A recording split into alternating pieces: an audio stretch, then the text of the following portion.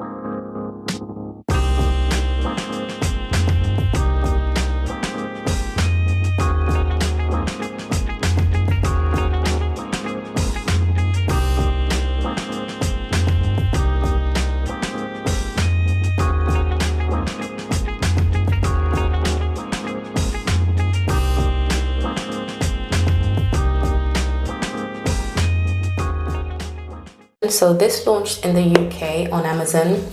I want to say kind of around Easter time last year. I think maybe around February, March, because I remember seeing a review by a YouTuber I subscribed to called Anushka, and she did a review on it saying that it had launched in the UK and she bought it off Amazon. So I did the same. So I got two shades, and the shades I got were 212 Cocoa and 211 Creme Cafe. So the thing with I think 212 Cocoa is a darker shade. It's more of a red undertone, and Creme Cafe is more of a yellowy golden undertone. So the two together I think gave me an okay match. I still need to figure out the ratio in terms of how much cocoa I need to mix with Creme Cafe. But in terms of the foundation itself, I know it doesn't come with a lot of shades. It is just like I think the other Infallible, is it Pro Matte or something? Yeah, it is just like that. The shades are limited. This isn't anything like the True Match, where there are quite a few shades. It's really annoying as well that sometimes they just choose to do these selective shade ranges for some foundations, and then they do like loads of shades for other foundations, and I don't know why they just can't stay consistent. But ever since I saw this being reviewed by other American YouTubers, I actually wanted to try this foundation. So I was so glad that it basically finally came to the UK. I have actually had it in my stash for so long. I'm not even going to tell you how many months I've had it for, and I'm just getting around to reviewing this now. So this is the first impression. This is the first impressions, but I do like the foundation. It is very, very dewy. It's very, very true to its name. It would be great for those with dry skin or normal skin. If you have oily skin, you probably want to approach this with a bit of caution and just make sure that you have a mattifying powder, because just going by the name, because I haven't worn this yet, so I don't know how it's going to perform, but just judging by its name alone and other reviews that I've kind of seen, it's quite dewy. But then that's not to say that it's going to melt off your face or anything. From what I've seen, it's supposed to last a good time. So on the front it says up to 24 hour foundation. It says it's an hydrating foundation with a radiant finish, which is true. And then in terms of, it gives you like a little system in terms of the coverage and finish and all that. So in terms of the finish, it's meant to be radiant. In terms of the wear, it's meant to be up to 24 hours. In terms of the coverage, it is medium, which I can definitely say it's medium, buildable. I don't think you're gonna get full coverage with this unless you already have perfect skin. And texture is air light. So it says you should shake well and onto skin. Oh, actually it has broad spectrum SPF 15. So it does have some sunscreen in it. It's really good that it does have some form of sunscreen to it, even though that's probably not enough. Like SPF 15 with the amount most people apply really doesn't even mean anything these days because of the quantity that you're supposed to apply versus the quantity that's in the foundation. So if you're depending on foundation for your sunscreen, that's probably the wrong way to go. You need to apply sunscreen on its own unless your foundation already comes with a high amount. So just bear that in mind.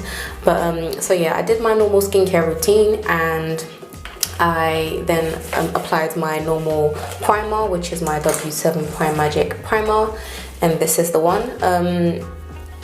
I just wanted to keep it to using my normal primer because it's what I kind of measure most foundations against. So I have made the mistake of using other primers when I'm testing out foundations, and then it just confuses me in terms of how the foundation has performed.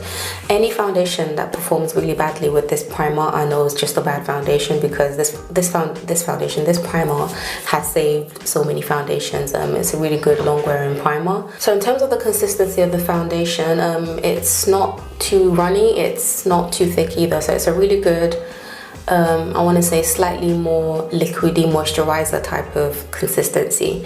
Yeah, so it doesn't run, but then it's just it feels light, so it feels like it has a really nice consistency to it. It applied really well. I didn't have any problems with the application. I feel like applying it with the sponge, but then this sponge does promise to give you more coverage. I definitely got more coverage when I was applying it with this sponge. The brush as well gave me a really good finish, but I preferred applying it with a sponge. I think the finish was just better, more pressed into my skin. That's not to say that I wouldn't apply it with a brush. I would just maybe go over it again with a sponge. So this is the microfiber sponge. It's the Juno & Co dupe, and this is, I've already done a video on this, and so I think it's from a brand called sundayiv.com, and they sell this for £6. So I got this off an Instagram ad I saw, and it's a really, really good sponge. Oh, so and also just to add, so I do have normal skin. My T-zone is oily, so my nose, my forehead area, that's really the oily area. But apart from that, the rest of my skin is pretty normal, so I don't expect to get oily anywhere else. When I applied this foundation, it gave me a really good finish, and even when I powdered over it as well, it didn't look cakey. It still has a really good finish to it right now. I don't think I actually need to set it, but I set it anyway. But yeah, because it's a Pro Glow type of radiant foundation, I definitely set it with a mattifying primer just to give it the best chance possible. And I feel like it's also it's not accentuating my pores or texture or anything like that, which is all very good. So in terms of the products that I use, I just wanted to at least run through them so I don't forget, and also so you know. So in order of how I applied it, so I used two concealers that I don't actually normally mix together, but I just felt like mixing them. So this is the L'Oreal True Match Concealer in the shade 7R Amber Rose, and my Maybelline Fit Me Concealer in the shade 40. And then I set it with my Revolution Luxury Powder, the banana one. This is the original, although they do have new shades right now. This is the one I have. And then after that, I set my entire face with my Coty Airspun powder. Also, I feel like this powder is going to give this foundation a really, really good chance. If this foundation looks horrible by the end of the day, then this foundation is just terrible on its own.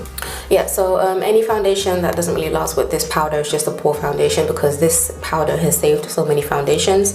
So in terms of other powders that I've used, because I was trying to brighten up my face, because the mixture of cocoa, the ratio I had of cocoa to creme cafe was a bit much, so my face was looking a bit dark. So I used both my MUA powders. This is the Neutralising Apricot, and this is the Banana Bake. So I used the Banana Bake to brighten up my eyes a bit, and I used the Neutralising Apricot, which is a more of a warm toned shade. it's basically similar to the Midnight Topaz shade. If you're looking for a reference, I use that all over my face. So I'm still not sure about the undertone to my face. It looks a bit, I don't know if it's looking a bit grayish right now, but I'm not sure. But anyway, so those are the powders that I use, and then I just did a little powder contour with my Profusion palette. And then in terms of blush, I use my trusty sleek blush, and then I use this shade over here. This is what is it called? Pea Pie. And then my sleek Copperplate highlighting palette. I use these two shades, and I didn't go overboard or anything. It's just a slight highlight. I use it in my inner corners and my brow bone.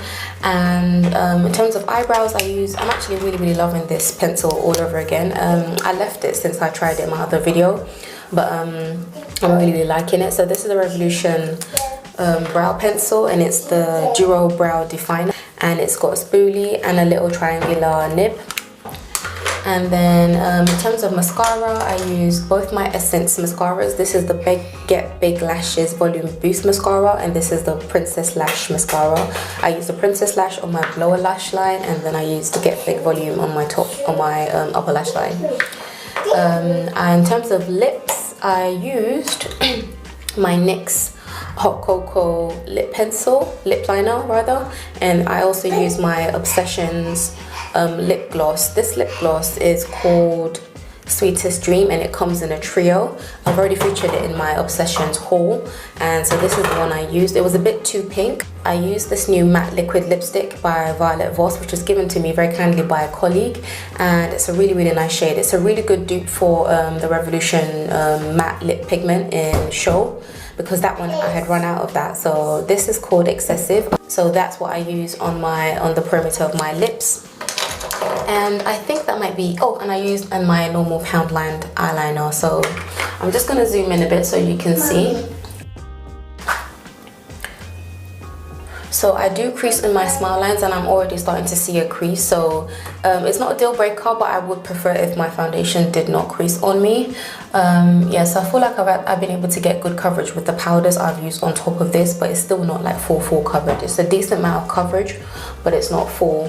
So I feel like it looks better in the mirror than it does on camera, but maybe, I don't know, the camera always exaggerates things. But yeah, I am very happy with this finish. Yes, I'm gonna see how it wears.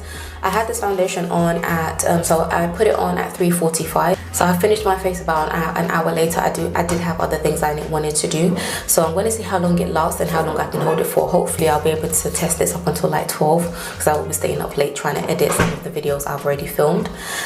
So yeah, so that's about it. Oh, and I set my face as well with my Revolution Sports Extra Hold Fix and Spray. So yeah, I'm gonna see how long this holds up, but I really do like the finish of it. It's a very natural everyday type of foundation. But yeah, so if you do like this video, please do give it a thumbs up. So please don't forget to subscribe, and comment down below if you've tried this foundation, or if you even knew that it's come to the UK. I'd love to know. So if you didn't already know, it's in the UK and you can get it off Amazon. So yeah, I think it retails for, was it, oh actually I got it on offer as well. I got mine on discount. It was like, one was $7.99 and one was $4.99. I'm not sure how much the pricing is, but I'll put it up on the screen somewhere or in the description box. But yes, that's about it, and I'll see you in a few hours. Let's see how this wears. But I can already tell it's probably going to settle into my smile lines. Hi everyone, so I'm back and the time is now 12 o'clock. So I've had this foundation on for 8 hours. As you can see, it's starting to crack my smile lines, but for a dewy foundation, it is holding up pretty well. It hasn't broken up. It hasn't broken up anywhere else on my face, and I'm only starting to get just ever so slightly dewy on my T-zone. But even there's only like a very small amount of shine. The, what do you call it? I've forgotten the name of the powder. I'm so tired. But anyway, the powder I used to set my face all over is definitely holding up well. I would definitely wear this foundation again. I really like it. I think I would put a little bit more creme cafe in the center of my face more, and then use the cocoa on the perimeter, but it's holding up pretty well. It hasn't broken up or anything. The only thing is just the smile lines, and I noticed a bit that it was like just cracking in my nose area, but that might be because I've put quite a bit of powder in that area. Yeah, for a dewy foundation, this has held up really well, for the fact that I have tried other dewy foundations and I've used my normal primer and they've still turned dewy on me. So that's the name, the Coty Airspun powder. Oh my gosh. Yeah, so the Coty Airspun powder has definitely helped with this. I will definitely wear this foundation again and I would definitely recommend it. I expected it to crack a bit more actually, so I think maybe even the Coty Airspun's held up, and maybe the banana powder is also what I used in my smile lines as well as my under eyes. My under eyes are looking a little dry, but I was trying to apply more powder to brighten up that area, so I think I might have overdone it, and it hasn't really cracked or anything, so it's good. The concealers have held up as well. I hope you can hear me. I've got the dehumidifier on and I can hear it silently humming in the background. But yeah, I'm just gonna leave this review here. And yeah, so it's been 8 hours and this foundation still looks good. Yeah, still looks good. So if you do like this video, please don't forget to leave a comment down below, give it a massive thumbs up, and also subscribe. That will really help me out. And until next time, I will see you in my next video. Stay blessed. Bye.